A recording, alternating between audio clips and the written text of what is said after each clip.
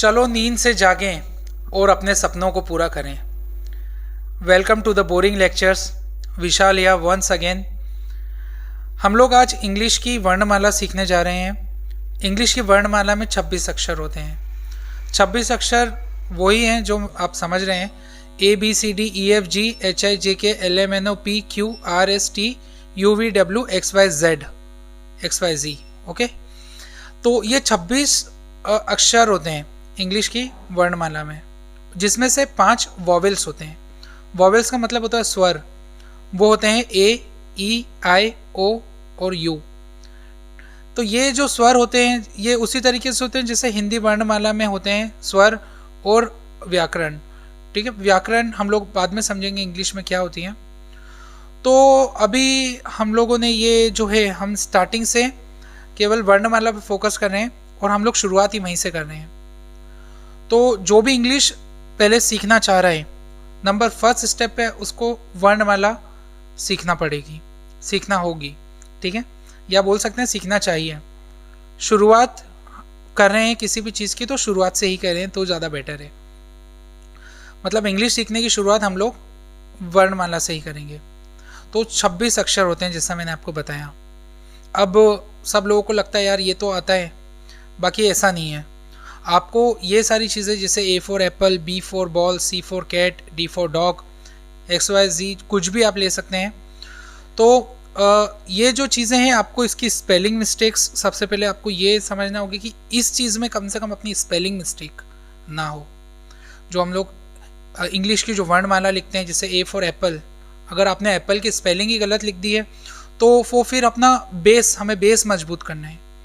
तो इस वजह से क्या है, जो भी लोग हमारे पास सीखने आएंगे या जिसको भी सीखना है, अगर आप YouTube के माध्यम से भी मुझे देख रहे हैं, अगर आपको सीखना है, सबसे पहले आपका ये स्ट्रॉन्ग करिए। जो आपके 26 अक्षर हैं, जो 26 अल्फ़ाबेट्स हैं, उसमें आपकी कुछ भी स्पेलिंग मिस्टेक ना हो और आपको ये चीज़ें समझ में आए। जैसे A फॉर एप्पल, अब हम लोग बोल रहे हैं A फॉर एप्पल, हो सकता है काफ़ी सारे लोगों को एप्पल भी नहीं पता हो एप्पल क्या होता है, क्योंकि हिंदी में उसको सेब कहा जाता है।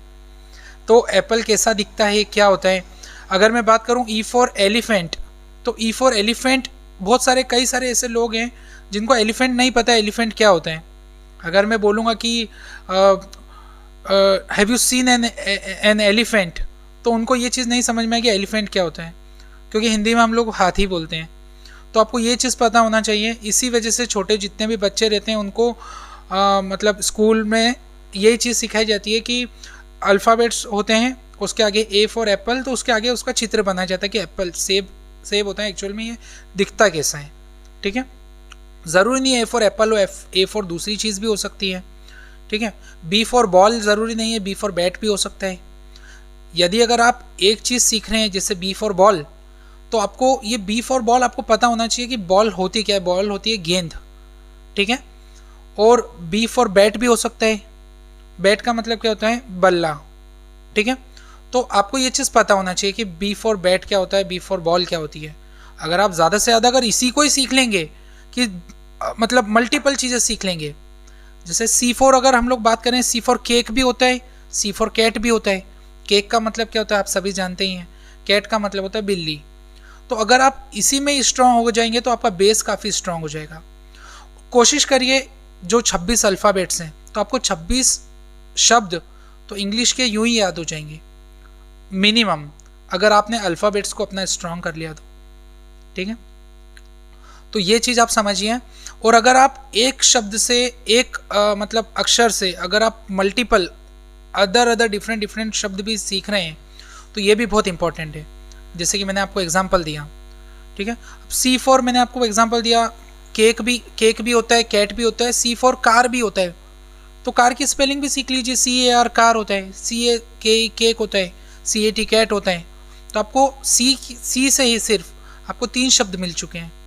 ठीक है, तो किसी देश का नाम आप भी मतलब सीख सकते हैं। C for Canada, CANADA Canada. तो आपके पास में 4 शब्द हो चुके हैं जो कि आप पूरा समझ चुके हैं और इसमें पूरा समझ चुके हैं और इनकी स्पेलिंग भी आपको याद हो चुकी है।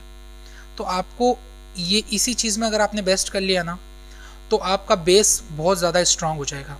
आप इसको प्लीज़ हल्के में मत लीजिए। और कोशिश करिए, आप ये चीज़ घर पे भी प्रैक्टिस कर सकते हैं और कोशिश करिए कि इसमें हम लोग ज़्यादा से ज़्यादा शब्द हम लोग इसमें सीखें, ठीक है। और आपको कुछ भी डाउट है, कुछ भी प्रॉब्लम रहे तो आप कमेंट बॉक्स में प्लीज़ मेंशन कर सकते हैं। My name is Vishal, signing off, right, and please do subscribe boring lectures. Thank you.